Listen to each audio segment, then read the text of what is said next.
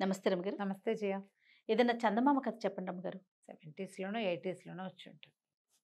మంచి కథ ఒకటి చదివాను. బాగుంటుంది కథ. ఒక ఊళ్ళో ఓ రామనాథం గారని ఒక ఆయన ఉండేవారు. హ్మ్. భార్య, భర్త. ఓకే. అయితే రామనాథం గారికి ఏవో పాట పాడుకుంటూ ఉండేవాడు. సంగీతం మీద ఆసక్తి. వాళ్ళ ఆవిడ చెవులు మూసుకునేది. ఇష్టం లేకనా? ఎంతసేపు ఇలా పెదాలు పాడతావు అనేది. నువ్వు నీ పాట అనేది. చుట్టుపక్కల వాళ్ళు కూడా ఏం పెద్ద ఆసక్తిగా చూపించేవాళ్ళు కాదు. కానీ ఆయన పాడుకుంటూ ఉంటే ఒక ఆత్మానందంగా ఉండేది. ఒకళ్ళకు ఉంటుంది కదా! ఏదో ఒకటి పాడేవాడు. ఆయన "నువ్వు పనులు మానేసి పాట పాడుతున్నావు" అనేది. లేకపోతే "నీ పాట వినలేక చస్తున్నావు" అనేది. అయినా కూడా పాపం ఆయన సోలు డెడ్ కాలేదనమాట. పాడుకుంటూనే ఉండేవాడు. ఆ! అయితే ఏమైందట, ఆయన పాటని పెద్దగా పరిగణనలోకి తీసుకోగలిగే పాటగా ఎప్పుడూ లేదు ఆయన జీవితంలో. హ్మ్. చుట్టుపక్కల వాళ్ళు అలాగే లలాయి పదాలు పాడతాడు అలా అనేవాళ్ళు. అయితే ఏమైందట, ఒకనాడు వాళ్ళ ఆవిడ ఏదో పక్క ఊరికెళ్ళి వెళ్తే ఒక ఈయన సాయంకాలం ఏదో కొంచెం అన్నం వండుకున్నాడు. ఆవు అని ఏదో పాట పాడుకుంటున్నాడు. దారిన ఒక ముగ్గురు పెద్దవాళ్ళు వెళ్తున్నారు. ఈ వెళ్ళేవాళ్ళు చీకటి పడిపోయింది. తలుపు కొట్టారు. బాబు, ఏదో వ్యాహ్యాలకని బయలుదేరాము. చీకటి పడిపోయింది. పక్క ఊరు వెళ్దాం అనుకున్నాము. ఆ, ఈ రాత్రికి మీ ఇంట్లో ఆశ్రయం ఇస్తారా అంటే, అయ్యో దానికేం బాబు, రండి పడుకుందరు కానీ రండి అన్నాడు. ఏమైనా తిన్నారా అంటే ఏమీ తినలేదన్నారు. సరే, అయ్యో మా ఆవిడ ఉంటే వంట చేసి పెట్టేది. సరే ఏముందిలేండి, నేను కూడా ఏదో కాస్త వండి పెడతాను, ఒక ముద్ద ఉడికేస్తా. వద్దన్నారు వాళ్ళు. వద్దులే బాబు, ముందు మగవాడివి నువ్వేం చేయకాల్చుకుంటా అంటే, పర్వాలేదండి పర్వాలేదు కూర్చోండి అని ఏవో మంచినీళ్ళు ఇచ్చి, కాస్త తాగడానికి పలచగా మజ్జిగ ఇచ్చి, వంటింట్లో కూర్చొని నిదానంగా కాస్త బియ్యం పొంగించాడు. ఒక గిన్నెడు చారు పెట్టాడు. ఏదో నలకంత కూర లాంటిది ఏదో వేయించాడు. ఈయనకి ఏంటంటే ఏదైనా పని చేస్తుంటే ఆ ఆ, ఆ, ఊ ఊ అంటాం అలవాటు. హ్మ్. సాగదీస్తాడు, కూని రాగాలు తీస్తూ పని చేస్తాడు. అదే. అట అట అట అట పాడుకుంటూనే ఉన్నాడు. ఈ బయట కూర్చున్న ముగ్గురు పెద్దవాళ్ళు ఆ పాట వింటూ ఉన్నారు. ఉండేసరికల్లా బయటకు వచ్చాడు.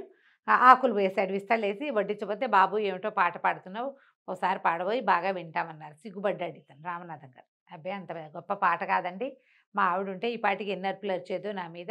అంటే కాదు కాదు, వినడానికి చాలా బాగుంది, నువ్వు ఆత్మానందంతో పాడుతున్నావు, పాడు పాడు ఏం పర్వాలేదని అన్నం వడ్డిస్తుంటే పాడమన్నారు. ఇతే ఉత్సాహం, ఎవరైనా బాగుంది బాగుంది అంటే అవునవును. ఉత్సాహం వస్తుంది. ఈయన చక్కగా బోల్డు పాటలు పాడాడు. వాళ్ళకి అన్నాలు వడ్డించాడు, పక్కలేసాడు, కంచా ఆకులు తీశారు వాళ్ళే. ఇతను ఇల్లు వాకిలి సర్దుకున్నాడు. మరి వంట పట్టించిన వంట అంతా వెనక్కి సర్దుకోవాలా. అక్కడి నుంచి పక్కలేసాడు. వాళ్ళు పడుకునేదాకా పాడుతూనే ఉన్నాడు. ఉత్సాహం వచ్చింది. ఆ, పడుకున్నారు. పడుకున్నాక తెల్లవారుజామున వెళ్ళొస్తాం బాబు, మేము పొద్దునే వెళ్ళిపోతాం అన్నారు. అంటే అలాగేనండి అని, ఏదైనా కోరుకుంటే చెప్పు నాయనా, ఏదైనా అడుగు, నీ పాట మాకు చాలా నచ్చింది, నీకు అసలు నీ మనసులో ఏముంది కోరిక అని అడిగారు. హ్మ్. అడిగేసరికల్లా ఏం కోరిక ఉంటుందండి, ఎప్పటి నుంచో ఒక మంచి వీణ కొనుక్కోవాలని కోరిక నాకు. అది ఎట్లా చక్కటి స్వరం ఉన్న వీణ కావాలి. ఇది నేను పాట పాడితేనే మా ఆవిడ తిట్టిపోస్తుంది, చుట్టుపక్కల వాళ్ళు ఎవరు హర్షించరు, వీణ ఏం చేసుకుంటాను నేను, కానీ ఆ వీణ మీద మనసండి నాకు అని చెప్పాడు. ఓహో బాగుందనుకున్నారు, పడుకున్నారు. తెల్లవారేసరికి వాళ్ళు వెళ్ళిపోయారు. కానీ వాళ్ళకి పక్క వేసిన ప్రాంతంలో ఒక చక్కగా బంగారు మెరుగులేంతున్న వీణ మాత్రం కనపడింది. ఆనందం పట్టలేకపోయాడు. వాళ్ళెవరో దేవతలు నాకు ఈ వరం ఇచ్చారనుకున్నాడు. ఆ వీణని ఇట్లా అన్నాడు. అనగానే అని మోగింది అది.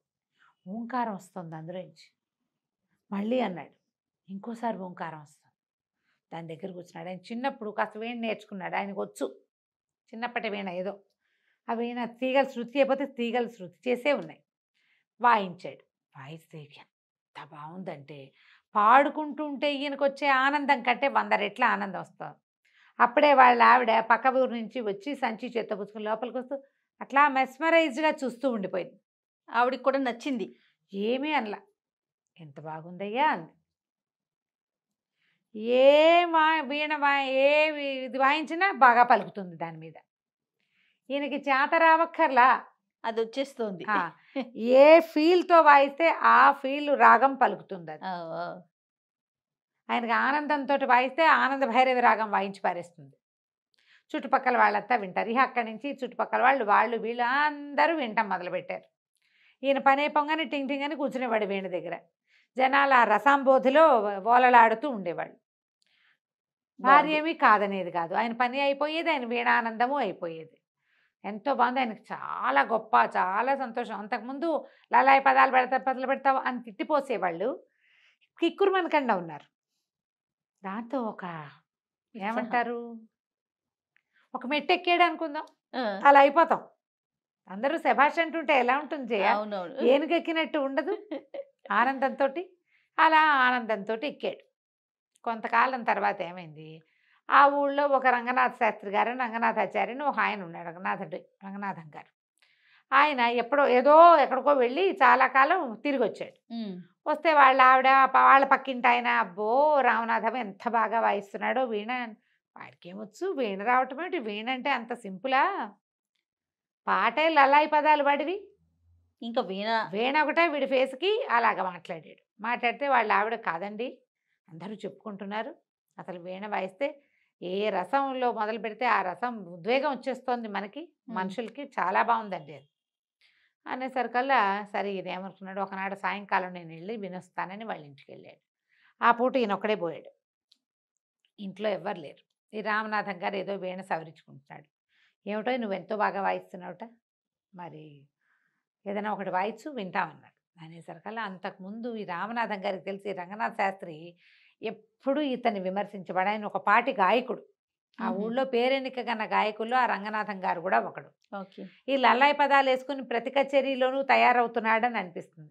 మనకి ఎలా ఉంటుంది జయ, ఒక పేరెన్నిక గన్న వాళ్ళు 10 మంది ఉన్నారనుకో, ఒక అప్కమింగ్ వాడినో లేకపోతే ఏదో ప్రయత్నం చేసేవాడినో చూస్తే చిన్న చూపుగా ఉంటుంది. అవును. వీడు ఎక్కాడేమిటి మాతో పాటు స్టేజ్కి అనిపిస్తుంది.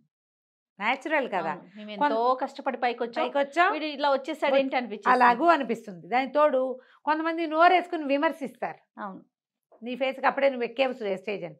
ఈ రంగనాథం గారు ఆ తరహా మనిషి. ఆయన విద్వత్తున్నవాడే, కాకపోతే అంటాడు గబుక్కన.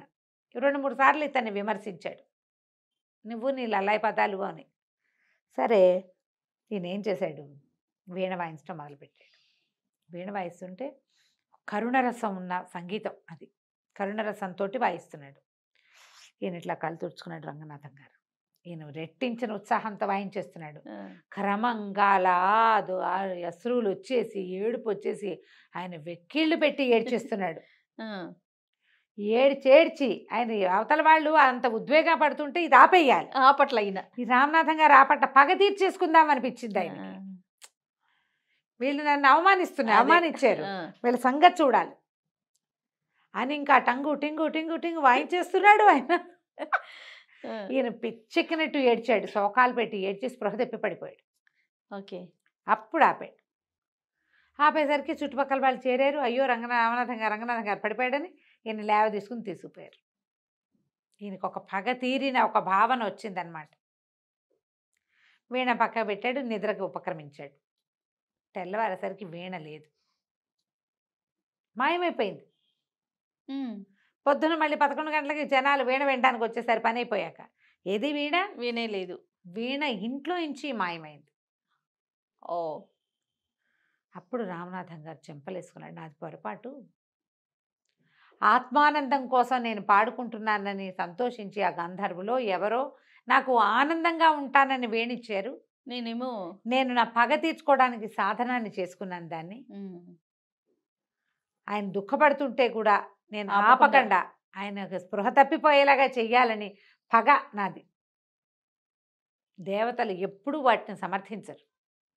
నువ్వు సంతోషంగా ఉండు, నీ సంతోషం కోసం ఏమైనా ఇస్తాం, నీ సంతోషం పక్కవాడి దుఃఖానికి కారణం కానే కాకూడదు. అందుకని ఆ వీణ మాయమైపోయింది. చిత్రవీణ చిత్రంగానే మాయమైపోయింది. ఆ తర్వాత ఆయన పాడడం కూడా మానేశాడు. కథ కంచికి మనం ఇంటికి. భలే ఉంది రమ్మగారు, చాలా బాగుంది, మంచి కథ కదా. అవునండి. నమస్తే. నమస్తే.